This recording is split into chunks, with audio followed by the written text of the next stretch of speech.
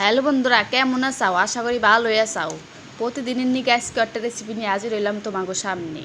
এই দেখো বন্ধুরা, এটা কি বলো তো? এই তো তোমরা বুঝে গেছো, এটা হচ্ছে গরম গরম খিচুড়ি। আর দেখো বন্ধুরা, আমি এখানে ব্রেকফাস্টের জন্য খিচুড়ি রান্ধুম। তার জন্য আমি এখানে সব সবজি কেটে নিয়েছি কলা, পেঁপে, কুশি, গাজর, আলু, আবার কয়টা কাঁঠালের বীজও দিয়ে দিছি, বিন, অনেক রকমের সবজি নিয়েছি। তার সঙ্গে একটা গোটা পেঁয়াজও দিয়ে দিছি। আমি সেদ্ধও খাবো, তাই জন্য তোমরা চাইলে দিতেও পারো বা নাও দিতে পারো। তারপরে এখানে নিয়েছি আমি গোবিন্দভোগ চাল, তোমরা চাইলে সেদ্ধ চালও নিতে পারো। আর দিছি মুসুরির ডাল। সুন্দর করে সবজিগুলো ধুইয়ে কাইটে দিয়ে দিলাম। তারপর চালগুলো দিয়ে দিলাম ধুইয়ে। তারপর সুন্দর করে কয়টা কাঁচা লঙ্কা দিয়ে দিলাম গোটা গোটা, স্বাদ মতো নুন, হলুদ আর একটু ঘি। তোমরা চাইলে ঘিও দিতে পারো, আবার তেলও দিতে পারো।